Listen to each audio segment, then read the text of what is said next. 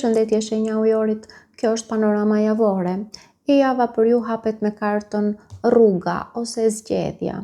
Ju jeni përpara një drejtimi që po ju thërret. Nuk është një rrugë e detyruar, është një mundësi, një hap që mund ta bëni ose jo, por ajo që e bën këtë moment të rëndësishëm është fakti që kjo zgjedhje nuk është më teorike, ajo kërkon veprim dhe menjëherë pas kësaj shfaqet karta puna ose angazhimi.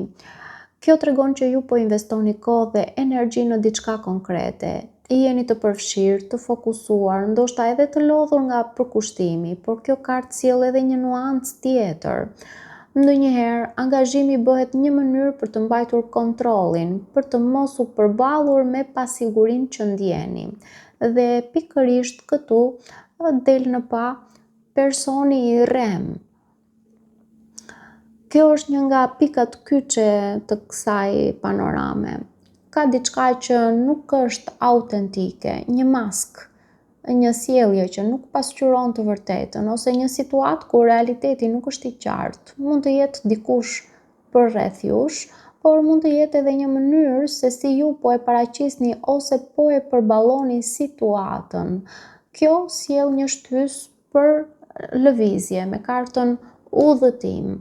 Dhe ju nuk mund të qëndroni në këtë energji të paqartë, ka një nevojë për t'u larguar, për të ndryshuar perspektivë, për të dalë nga ajo që nuk ndihet e vërtet. Ky është një hap drejt qartësisë, edhe nëse nuk e dini saktësisht se ku do t'ju çojë. Dhe më pas, interpretimi vazhdon me kartën horizonte të largëta. Ju filloni të shihni përtej situatës aktuale. Ka një ndjesi që ekziston diçka më e madhe për ju. Mund të jetë një mundësi, një rrugë tjetër, një realitet që nuk është i kufizuar nga ajo që po përjetoni tani.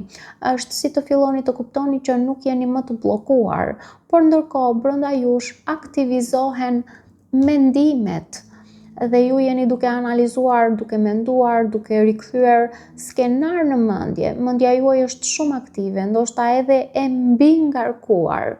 Ka një përpjekje për të kuptuar, për të lidhur pjesët, për të gjetur të vërtetën në mes të paqartësisë.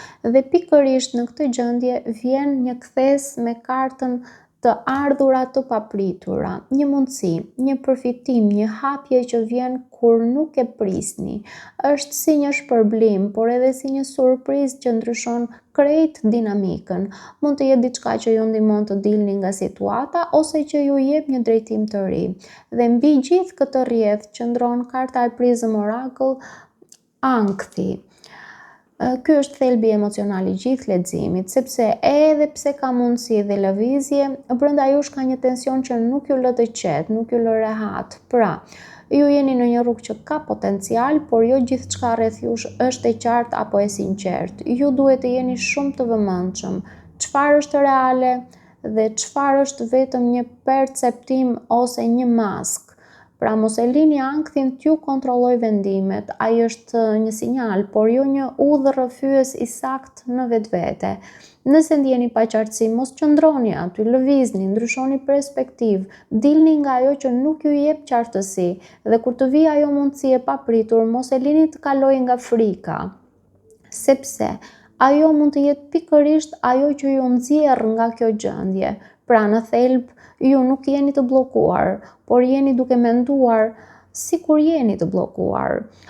Dhe kjo është ajo që duhet të ndryshojë së pari. Paçim.